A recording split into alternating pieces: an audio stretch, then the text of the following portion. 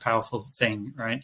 I run my own business, so there's a lot of rejection. You knock on a lot of doors, and it's the old Nelson Mandela saying, right? I don't win or lose, I win or learn, right? Reframe it. What did I just take from that? What was great about that? It's like going back earlier in our conversation. Think about your differences as strengths. Think about the things that didn't go right as strengths, because the game's not over yet, right? Too many of us stop the game or take a hit, a failure, and think the game's over. But actually, you're not even through, the first quarter of the game, right? And the scoreline might be, at the moment, it might be you're down by 10. But if you had the magic and the ability to fast forward to the end of the game, you might see you're like Michael Jordan. You've won the game by 100 points. And you needed the Disney style sort of 10 points behind at the end of the first quarter to make the dramatic end shot, right? So, you just stopped the game at the wrong time. So think of it, reframe it, think again. You're listening to the First Class Life Show, hosted by Lindsay Vertner, a holistic personal development show for high-achieving leaders who desire to maximize their impact while creating a life full of purpose, fulfillment, and happiness. So grab a drink, grab your notebook, and let's get started.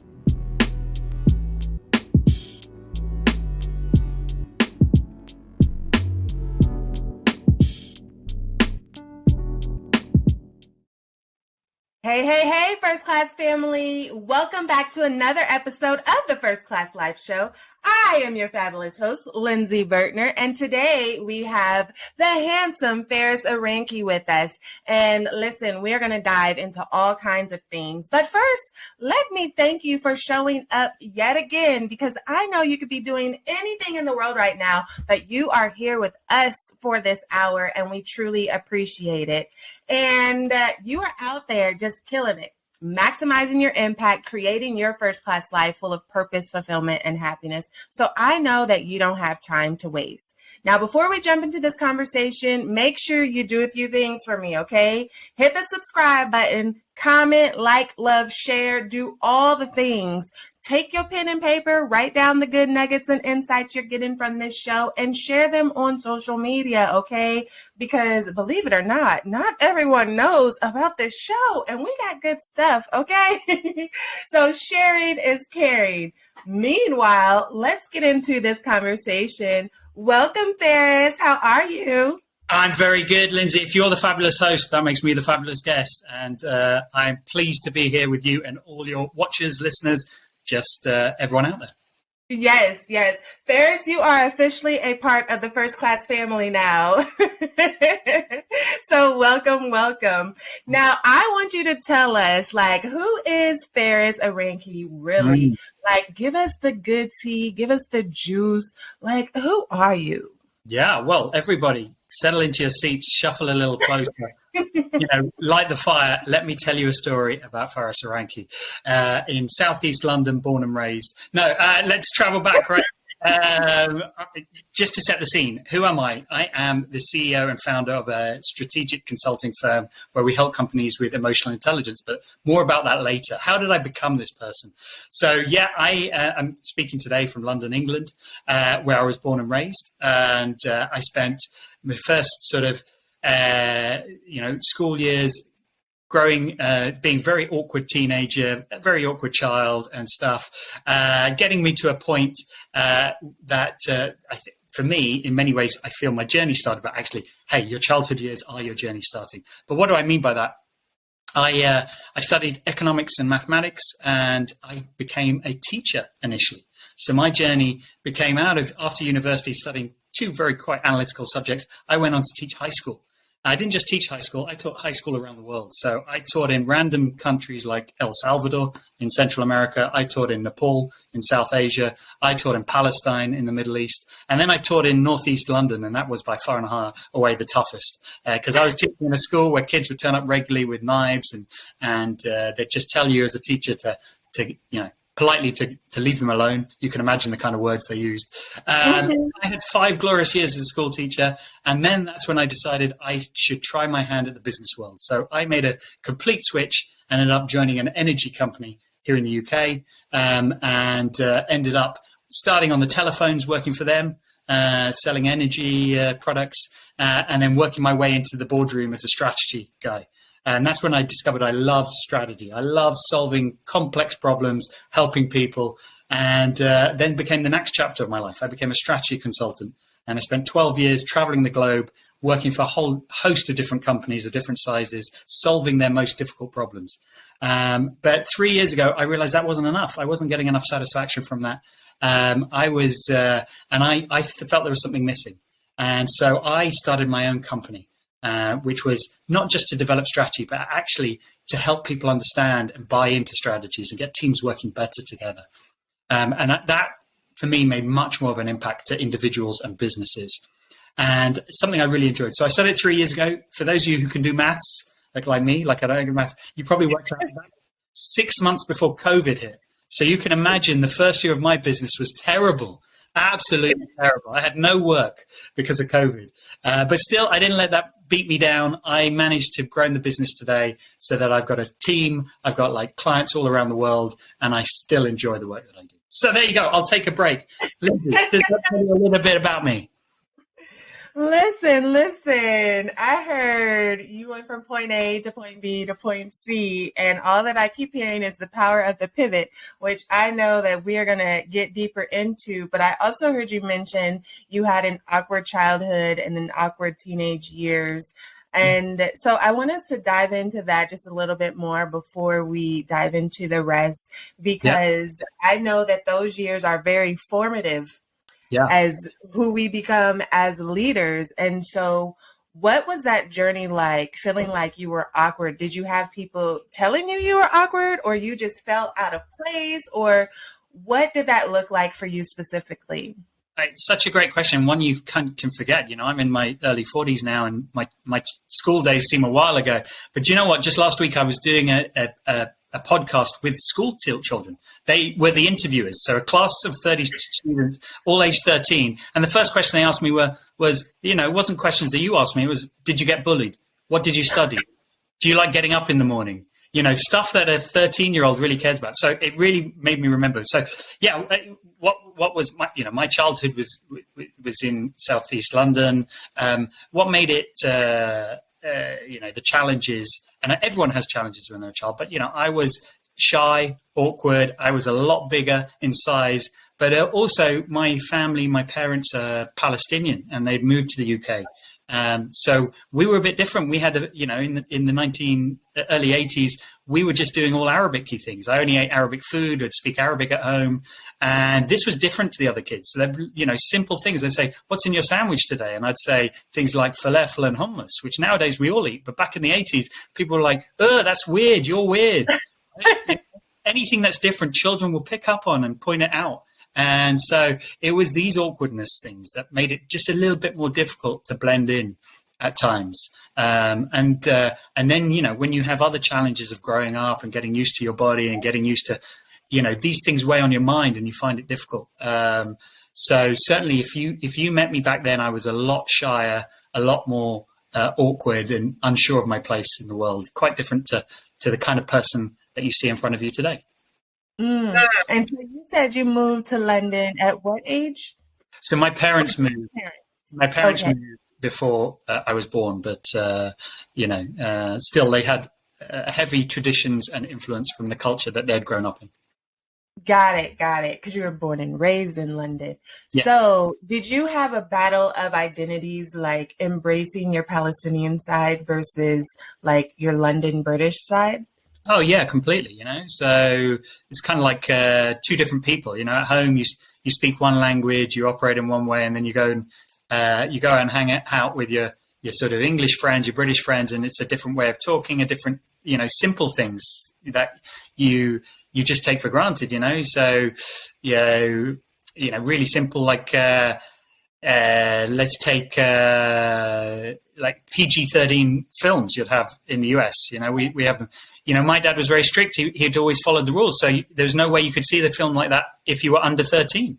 All right. Even whereas all my school friends were like seeing these. So simple things like that where cultures just clash. And you'd say, well, I'd love to join you this Saturday to the cinema to watch this movie. But my dad says no, right? Because that's his tradition. That's his culture. And, you just, lots of these little things add up. So you feel like in some ways that you're juggling two different kind of societal ways of going about life. Mm-hmm. Are you loving the First Class Life Show? Then join our private Patreon community.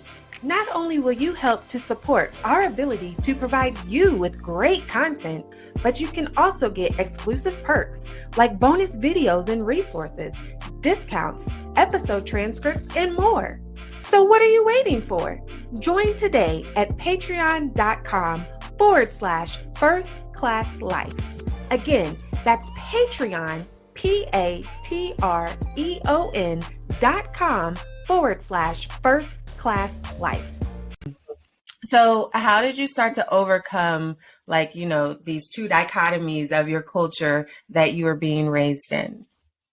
I think a natural thing that you do is you resist initially, and you worry about the differences rather than celebrating the differences and the strengths that they bring. So I'm incredibly, in hindsight, but now I'm incredibly grateful for the fantastic warmth and familial sense and all the strengths of that culture. Instead of pointing out it's different from A and B, it always made me laugh. Whenever you'd invite friends around, this is like my mum would have made such amazing Arabic cuisine, whole lamb, falafel, all these salads. And then your English friends would come around and my mum would say to them, "Oh, I'll make you a cheese sandwich because that's what you English people like." All their eyes going, "No, actually, I quite like the look of all that food of yours."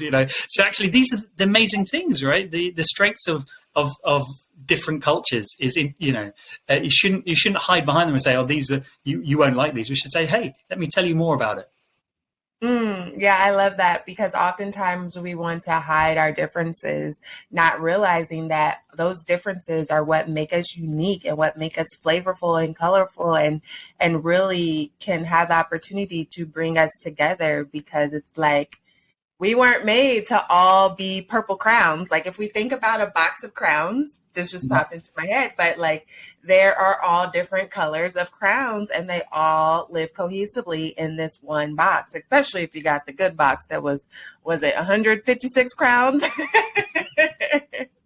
And even then, there might be 5 different shades of purple and 5 different shades of blue, but they all are these different colors, from the whitest crown to the blackest crown to all in between. And they all work together to make this beautiful picture. You don't just get a box that's full of green crowns or full of red crowns or things like that. So I think that's very important that we learn to embrace our differences and know that they're part of who we are for a reason. And it really is good to celebrate rather than, hide and dismiss them. Completely. And I think the add-on to that is appreciate other people's differences. Go out and meet people who are different to you, and you'll appreciate the world a lot more. That's one of the reasons I went off and lived in random countries around the world, because I didn't know what I didn't know. And, I thought, while this will be challenging, I'm going to get so much from it. And I did, and I love it. Yeah. Oh, look, we're about to touch on that. But before I ask you that question, I want to ask you, what advice would you give to the listeners out there that may be struggling with identity or embracing their difference because they're worried that they might be judged for it, or, stereotyped or discriminated or just rejected for their differences? What advice would you share? I just, every weakness is a strength. So lean into things. Go and talk to your best friend. Go and talk to those around you about what they like about you. What makes you you, and write them down. Right? Because we often dismiss them when somebody says, "Yeah." Write them down. Look at them in the cold light of day. Yeah, and start celebrating. These are the reasons that people, you bring joy to other people's lives. So the sooner you can get comfortable with that, it's really powerful.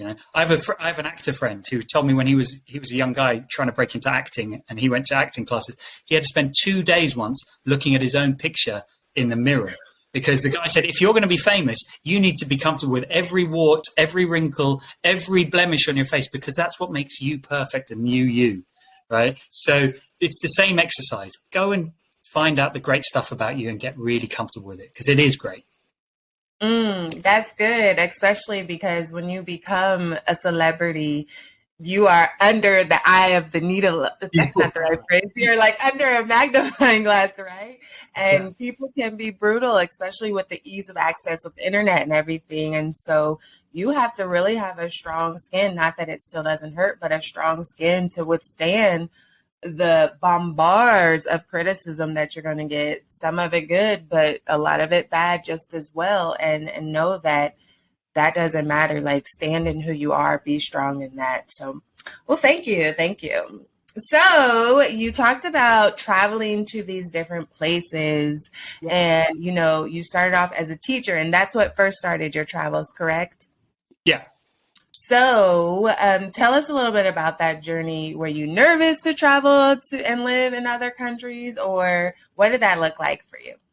Well, you know, as a kid, I had been on family holidays, so it's not like I'd never left the UK. But when I was 17, I went and decided to go and join an NGO, a charity, and I ended up in Nepal in a little village teaching English. Now, in terms of culture clash and shock, that was probably the biggest and probably the most impactful year of my life.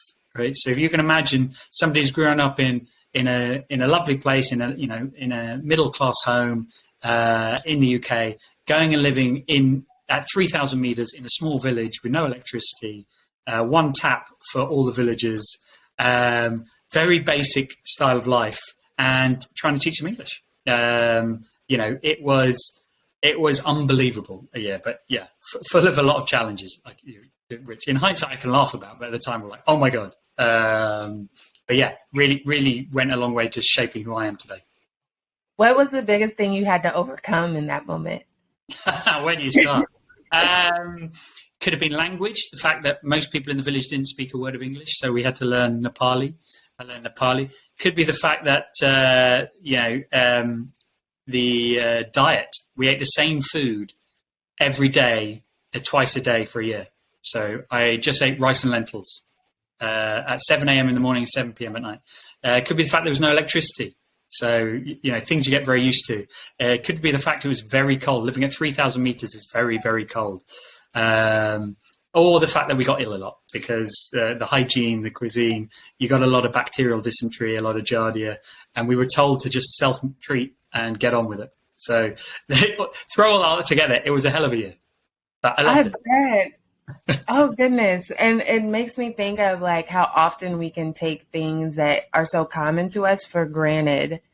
So in your case, like, what do you feel was probably the biggest thing that you took for granted that really brought back your appreciation? Like, man, I'm grateful that I have this available to me, or that I have access, whatever that was. Yeah. So despite all those challenges, so to me, it was really uncomfortable. They were some of the happiest people I've ever met in my life. Although 99% of them would never leave the village, would never be more than a farmer. They would. I never saw them unhappy. They were always just what they had in life. They'd smile. They'd share with you. They were very generous.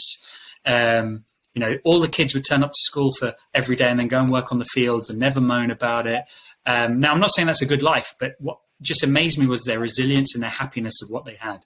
And they weren't like, I just need a bigger TV. I just need they were like, we don't even have those things. So we're not, they don't bother us. So it really changed my perspective on where happiness comes from and what drives you as a person, and that still sticks in my head today. And also the other thing that it really was going back to what we said earlier about the differences. It changed partly through that, but it changed how I looked at things. You go through life assuming your way of looking at things is the right way, but actually there's a million different ways to look at the same thing in a completely different way. And until somebody shows that to you, you don't appreciate it and you don't start adapting your behaviors. Yeah, that is so true, because you don't know what you don't know, and you don't know that there are 50 ways to get to that same point, and your one way is not the only way until you are exposed to more. And so you mentioned about it really changed your perspective on where happiness comes from and how that's derived. And so what is that perspective now? So definitely it's don't mourn what you don't have, celebrate what you do have. Okay, so too many of us are like, we spend our time going, oh, if only I had 10, an increased salary. Oh, damn it, I missed out on this. Or why does that person have that? Instead of looking back and going, do you know what? I've got all this great stuff in my life, right? And that far outweighs the one thing I don't have, or and it's so easy to get lost and focused on that one other thing that you think will make your life happier, rather than looking at all the piles of great things that you've accumulated. And they don't have to be physical things. And going, do you know what? This is great. I've done pretty good. I'm very happy with what I got. Anything else will be a bonus. Yeah. Hey, I know it can be exhausting, blazing the trail and creating a legacy. And you're at the point in your life where you desire peace and rest. You want to enjoy both the physical freedom and financial freedom to live life on your terms. You understand the importance of prioritizing your self-care. And you know that you're worthy of transformational experiences surrounded by other high-achieving, goal-oriented women just like you. That's why you deserve to be treated like VIP at the First Class Life Luxury Self-Care Retreat for Women. You deserve to show up and just be you. Away from the titles and roles that keep you busy from day to day. You deserve the luxury to fully unplug. It's time for you to embrace your first class life. Visit firstclassliferetreats.com to secure your VIP spot today, because you deserve it.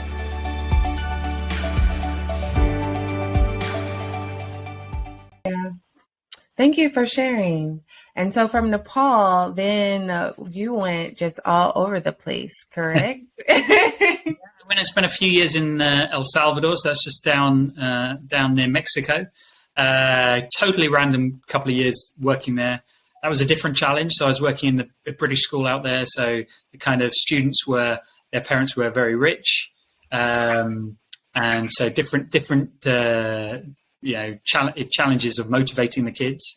But also as a country, El Salvador, for those who don't know, has the highest murder rate in the world. So it's a very difficult, very challenging country full of lots of sort of socioeconomic problems. But I loved it. I love the Latin culture. It was, again, a completely different challenge and a completely different couple of years, but really, really enjoyable for me. So what took you from teaching to then, you said, energy cells? Yeah. So I said I came back to teaching. I was working in London, and I realized it was a tough school, and I realized teaching wasn't my vocation.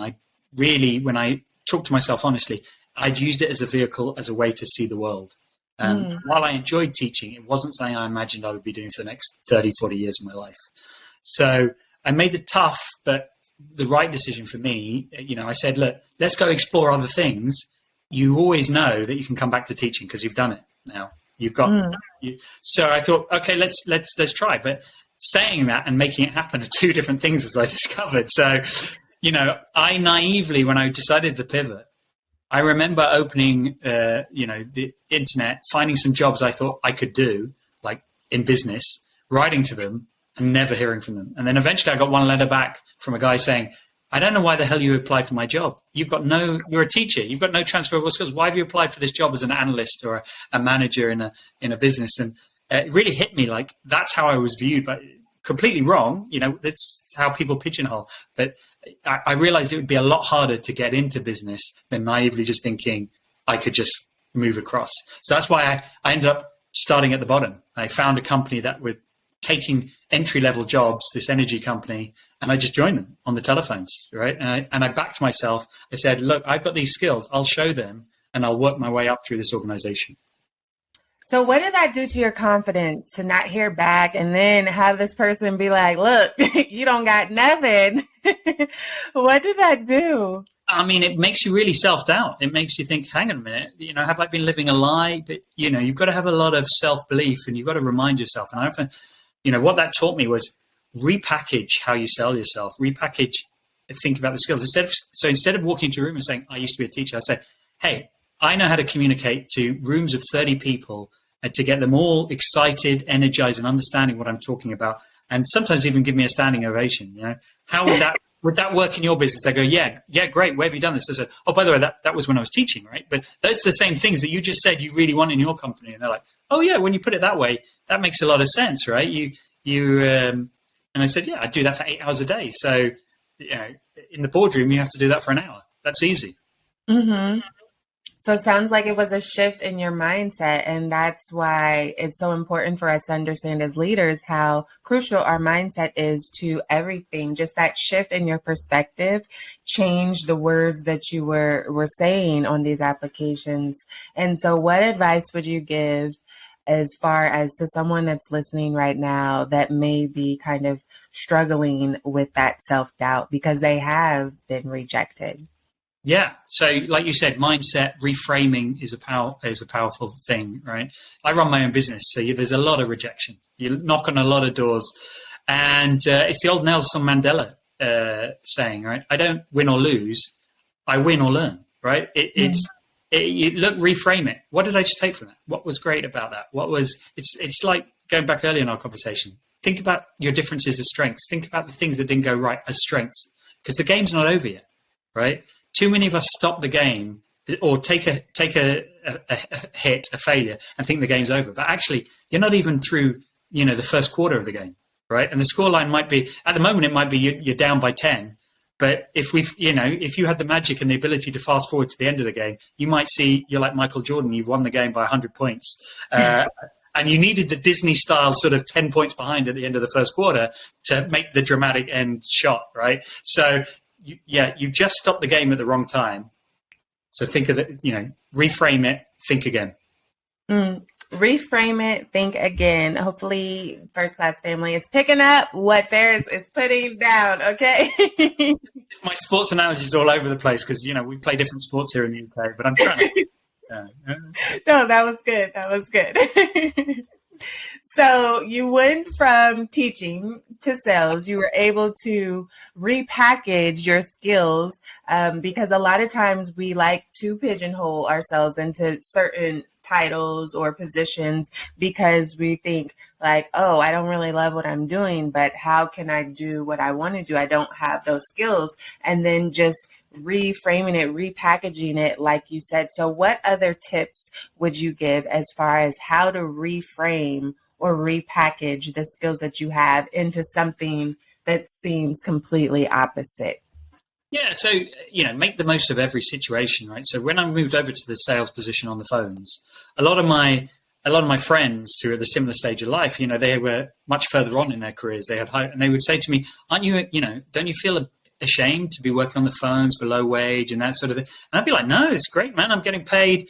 I get paid to chat to people, right? But equally, I was taking that as do you know what? I'm going to get so much out of this. I'm learning all the real problems with this company because people don't ring you up because they're happy, right? They ring you up when they're mad, man. And when they're mad, they tell you about, man, this isn't working, right? Which often higher up people in a company just lose touch with. They don't hear it day to day. So actually, I was like, this is a superpower. They're giving me the gift of all the things that are wrong with this company. So I can walk in to senior people and go, I know how to fix and improve this company. So, I was like, damn, man, this is like a crash course. This is like an MBA in this company. So within a few months listening, it wasn't long. It was, within 6 months I was managing that team, and then I moved on into more sort of analytical and strategic roles because I had that experience when I'd say, wait, that's not going to work, or this will work, or how about we try this? So, flip it on its head, draw strength from it, and keep asking questions. Really, that's what I learned from that time of my career. Yes. So then you went from teaching to being in sales on the phones, talking with customers, to starting your own business. What was that journey like? Were you scared? Were you nervous? Because, a lot of times when we're comfortable in, that consistent paycheck, that consistent salary, we have structure from our employer, and we don't know what's going to happen with this thing that started in our brains like, ooh, maybe I should start a business. A lot of time that fear of the unknown will hold us back, or, just secret fears of failure or fear of not being good enough, things like that. So what was your specific journey in your decision to start a business? So my decision, I was at a company, I was in a consulting firm, and I had a coach that was given to me by the company. And she said to me, the very first question she asked me was, do you enjoy your job? And I answered something like, yeah, I think so. Yeah, it's all right. And she went, oh, that doesn't sound good. And what I came to realize when talking to her at depth was I was bored by the work, but I really liked the people I was working with. And for me, that seemed enough at the time. But as I realized, I still had another 30 years of working, right? And do I want to be bored for the next 30 years, even if I like the people? And the people might come and go, right? So that it's not a strong enough emotion to stick, to kind of tread water. So then once I'd realized that, and that I wanted more out of life and more out of the next stage of my career, then I had to work out what the hell I wanted to do. So that was the whole process, right? So she gave me some techniques to work that out. But then you're right. Then having that, still you got to make the leap. You've got to make the leap to leave the security of a regular paycheck, of a nice environment, friends. That's tough, right? But initially when I did it, I said, damn it, if I don't do it now, I'm not going to do it, right? I've already identified I'm bored. And what's the worst that can happen? I always ask myself, what's the worst that can happen? I was like, if it all goes wrong, you can come back. They like you, they'll take you, one of your other previous employers. But what I didn't say to myself, Lindsay, which, is what's the worst could happen? Could be even worse. A pandemic could happen, because I set up my business 6 months before. So actually I had something even worse than that, which was a pandemic. So I couldn't go back to previous companies. And that was a tough time, right? No work. I won't lie to you. But hey, that's, as I said before, you draw something from every challenge. And the fact that me and the company got through that, and we're much stronger for it. So I know, like, when the pandemic hit, that caused a big rise in anxiety and depression and all of those things, because a lot of people just felt hopeless apart from the illness, but because they were also losing their jobs, losing contracts and things like that. So for you, what did you find was that factor that allowed you to push through and succeed during the pandemic? So it's really linked to our previous conversation about enjoying what you've already got, not what you're missing out on, right? When I set up the company, and I'm a strategist, I'm a thinker, so I mapped out the worst case scenario for the business, which was in my first year, we'd earn no money. And I said, can I handle that? Yes, I can. I had enough cash reserves. I had enough thing. If that happened, I didn't want that to happen, but that's the worst case. You've got to prepare for the worst case. Now, I was fortunate enough to have 6 months of work. So I earned some money in that 6 months. Then I had 6 months of no work. That's what the pandemic did. I couldn't buy a piece of work. And so part of me during that second 6 months was like, damn, maybe I should give up on this. Maybe. And then I said, hang on a minute. You said to yourself at the start of the year, your worst case scenario is no money. You've already earned money. So you're already ahead of your worst case, right? So celebrate what you've achieved, not what you're missing out on. And I was like, actually, you're right. This has been a successful year. I've avoided my worst case scenario. Right? Let's use this 6 months, even if I'm not getting money through the door, to prepare for next year and how I can beat this year's target, how I can beat my worst case scenario in that year.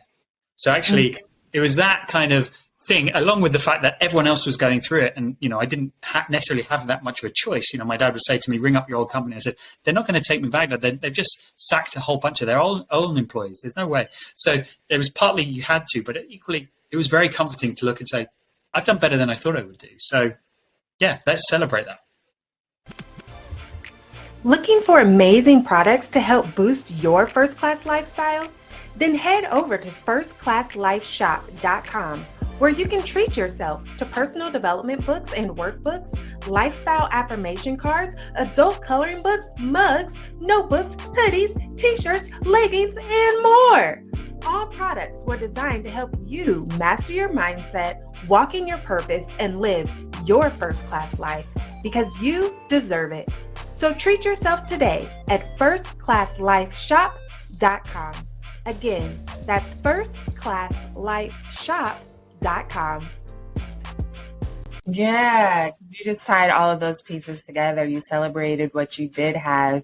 You figured out, like, I've already hit the worst case scenario, and actually I beat it because you said it was making no money, but you had already made some money. So again, like shifting your focus and shifting your thoughts on what it is that you decide to focus on. Because, I always say where your focus goes, your energy flows. And so the things that you focus on, you attract more of into your life. So rather than focusing on, I'm not making any money right now, I'm going to focus on that I've already made money in this business, which means I've already passed my worst case scenario, which means let me focus on how I can prep myself for the money that will return eventually. I might not know when or how, but I know that I want to make sure that I'm prepared to receive that when the time is right.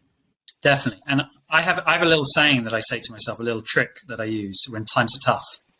Do you know the story of Aladdin and the genie in the lamp? Mm-hmm. I always say to myself, imagine you've got a genie, but he's only got one wish, right?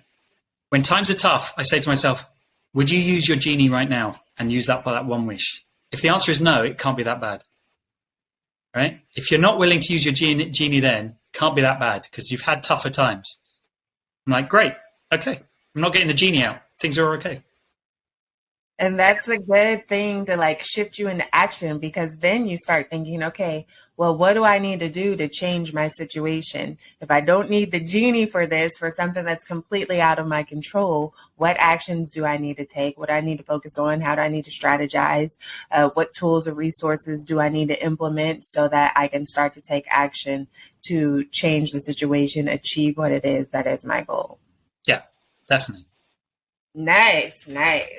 Okay, so I have another question for you. Okay. We've been talking about, just your journey through your different professions and things like that. So as I said earlier, the power of the pivot is what popped into my head when you were sharing those.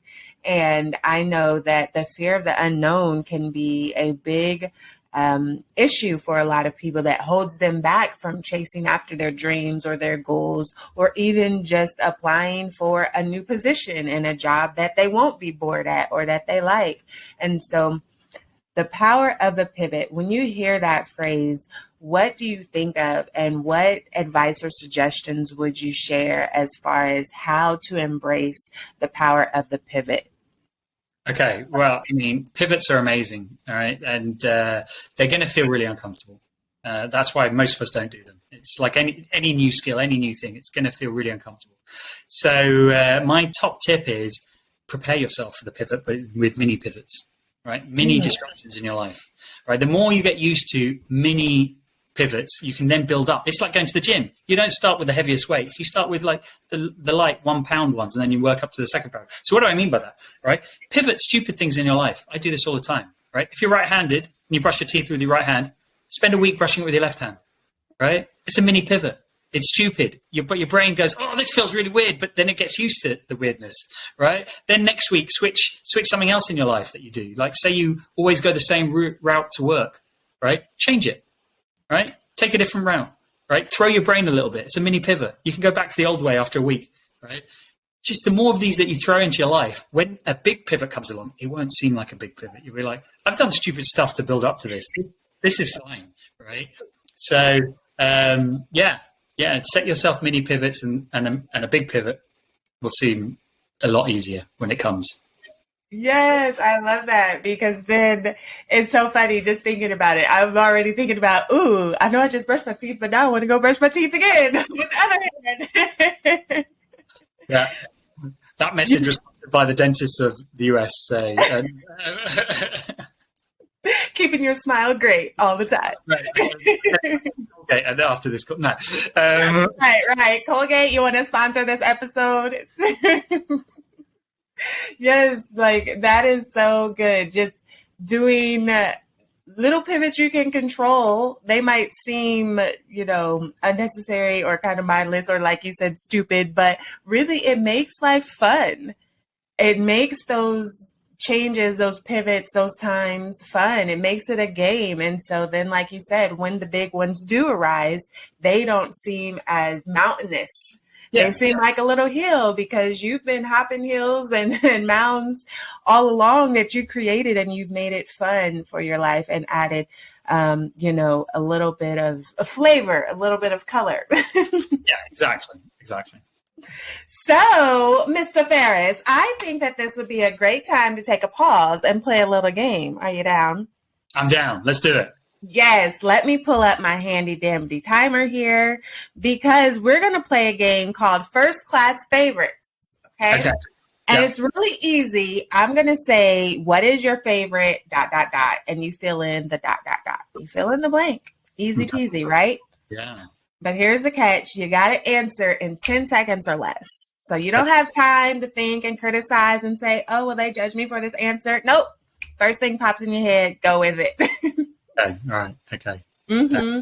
Because if you miss the buzzer, then you got to give a consequence for everyone. Ooh. Not just for yourself, but for all of the First Class family that's tuned in right now has to adhere to your consequence that you set. Okay. All right. Let's see. I won't let anyone down. So we'll start with something easy. What is your favorite cereal? Go. It's just brown flakes. I'm very boring. Only because you can do so much, right? It's about what you add into the brown flakes, not just the brown flakes itself, right? So chopped banana, some blueberries, a bit of honey. Before you know, it's a completely different meal. But you need the brown flakes at the bottom. Do you guys have Raisin Bran in the UK? Yeah. We do have Raisin Bran. So, I'm always adding raisins to my brown flakes. Why pay the markup? Buy your own raisins. Add them in, man. Stop being lazy. Yeah, do your DIY. That way you can call it classic Raisin Bran or Faris Special Raisin Bran, and you can charge extra. Oh, there you go. Always be hustling. I like the Raisin Bran Crunch that has the granola and the little kind of like streusel crunch in it. Mm-hmm, mm-hmm. Okay. What is your favorite snack? Go. I'd probably lie and say an apple. It's invariably like a chocolate biscuit. Come on, let's not beat around the bush. A chocolate biscuit. Got it. Now, is that similar to a chocolate cookie? Yeah, that's similar to a chocolate cookie, except the difference here is we have more like a layer of pure chocolate on top of a biscuit base. It's a digestive. We do appreciate a cookie here in the UK, but we have greater biscuit sophistication. I don't doubt you. Yeah. Really noted. Okay. Let's see, because I'm trying to be mindful of like the cultural differences across the seas. Right. And the UK is we get more of your references than you get of ours because we get all your TV over here. We get all your sort of newspapers. I've been to the States quite a few times, so I'll handle it. You throw it out. Yes. So I haven't been to London yet. It is on my to-do list because I want to travel to all the places. But kudos to Netflix because they are bringing more culturally diverse shows. I've been watching a lot of things out of Africa, like Nigerian and Kenyan and South African shows as well. I think they're still lacking on their BBC shows a little bit. I have found one spy show that I like that's out of London. So yeah, that's how, I'm privy to just some of them. What is your favorite book, title, and author? Go. It's probably from a kid, one I read really young, Far from the Madding Crowd by Thomas Hardy. Far from the meddling crowd. Say it again. Far from the Madding Crowd. Mm-hmm. It's a story of a sheep farmer in 18th century England and how he falls in love with two different people. And ooh, drama. Thomas Hardy, yeah.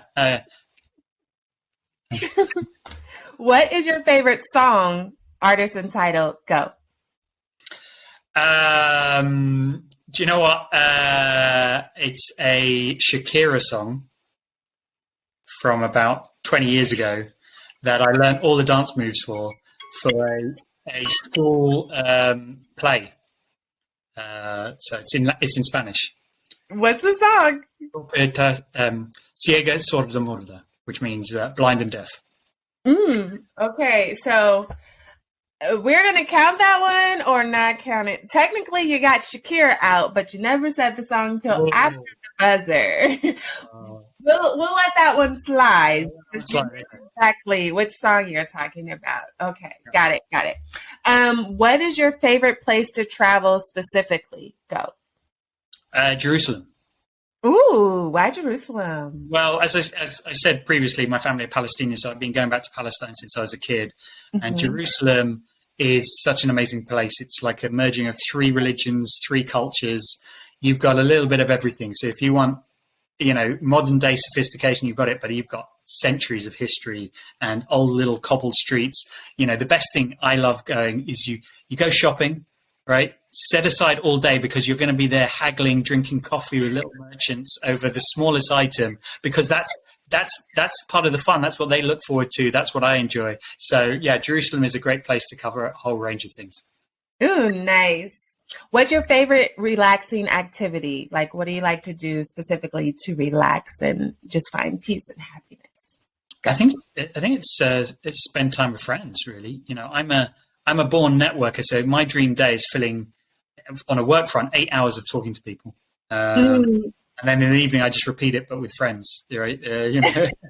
So I never actually get any actual work done. That's why I'm a night owl, and I stay up till like 2 a.m. actually writing stuff and creating stuff. But yeah, that's because I just enjoy meeting people, talking to people so much. Got it. Okay, I think that you'll be able to do this next one. What is your favorite joke? Go. Because there might be kids listening. What's brown and sticky, Lindsay? Honey?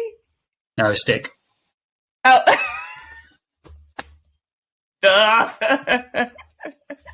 Other variations of the joke are, what's pink and fluffy? Pink and fluffy. And my first thought is cotton candy, but I feel like that's not it. Pink fluff. So what's blue and fluffy, Lindsay? Blue fluff. No, pink fluff holding its breath. Come on, pay attention. Oh. You got me. All day with these terrible jokes, but You got me. Well, thank you for playing our game, First Class Favorites, because you are now amongst the illustrious authors that contribute to our First Class Favorite Things list. Yes, First Class family. If you are new to the show, make sure that you click over there and subscribe to our private Patreon community, because that's where you will find our First Class Favorite Things list, where we have our reading list, our song playlist, our favorite places to travel, and because we prioritize self-care on this show, our favorite relaxing activities, and as Faris added, is spending time with friends can really do you some good, okay? So if you want access to that list and so much more, like bonus videos, bonus resources, and all those good things, make sure you subscribe to our private Patreon community. Meanwhile, yes, right now. Do you want to be surrounded by other high-achieving women who are working on their goals just like you? Are you looking for your circle that's passionate about their own growth yet still wants to see you shine? Do you desire to be supported through collaborations and connections instead of competition? Then Cowork and Chill is your place to be. Cowork and Chill is a hybrid of virtual co-working and virtual networking. It's a community of women who are striving to build living legacies. This is the space to create meaningful relationships with other equally yoked women, where you're being poured into just as much as you pour out. So if you're looking for your crew for supportive accountability, then sign up today at coworkandchill.com. That's COWORKANDCHILL, coworkandchill.com. Let's get back into this conversation. Again, if you're new to the show, then I need you to know that First Class Life is actually an acronym that stands for all of the different ways, the characteristics and skills that you want to embody into your lifestyle to be able to create a first-class life full of purpose, fulfillment, and happiness. And so if you want to find out what those characteristics are, you can do one of two things. You can either go and listen to the very first episode of the First Class Life Show, where I explain each of the factors in detail, or you can head to firstclasslifeshop.com and buy the book, First Class Life, 10 Key Factors for Creating a Life Full of Purpose, Fulfillment, and Happiness. With that said, let's ask the very handsome Faris, which key factor of first class life do you resonate with the most? I think it's, do you know, there's a lot of the factors that resonate with me, but I'm going to go. I know. Yeah, I know, it's tough. I'm going to go with confidence. Mm-hmm. And why did you pick confidence? Well, linked to, if you've been listening to this podcast since the beginning, I talked about moving from being an awkward teenager into hopefully less awkward adult. And a lot of that, the secret recipe was just finding the right level of confidence. And, it's all the things we talked about, being comfortable with who you are by celebrating the things that you have, not the things that you don't have. You get to that just the right level of confidence. As my dad used to tell me, don't get too confident, son, then you're cocky. It's confidence is something you have to work on all the time just to be in the middle, right? And it's linked to mindset. It's linked to how you think about yourself. And so much flows if you can get just the right level of confidence into your life. Mm-hmm. So I must ask you, what suggestions or tips do you have that can help us find that right level of confidence within ourselves? Well, it's just, building on what we said earlier, find the right people around you to remind you, A, how great you are, but equally, if you're too confident, to bring you down and remind you you're not as great as you think you are, right? Everyone needs that person in their life as well. But you need the people who build you up and the people who keep your feet on the ground. That's a good way, right? And get things out of your head, right? The number one thing to do, too many of us spend too much time in our own heads. And everything is better when you share it with people. Problems, but even stories, they get better. Even ideas, other people build on them for you. And they go, oh, that would be better if you had an extra button here, or you do this a little bit different, right? I remember the first time I wrote a speech, which was for my brother's wedding. I thought it was hilarious. Then I told it to my sister, and she went, half of that is terrible, right? So just saying things out loud adds value instantly, even if you don't think it does. You think you've got it nailed on. So that's my top tip.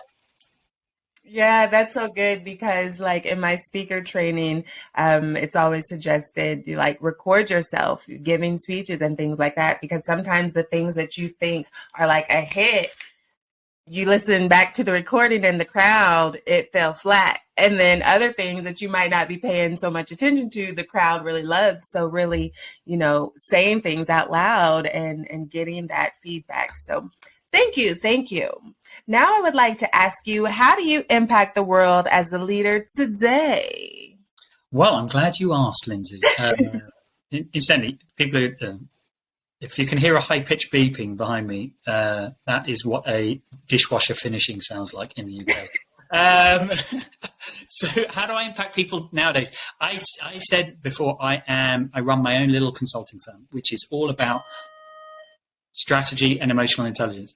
That dishwasher really wants to get emptied. That's actually my doorbell now. This is like who knows what's happening. Hopefully they'll go away, Lindsay. But maybe we should pause and let me go and see who's at my door. Should we go right ahead? Go see.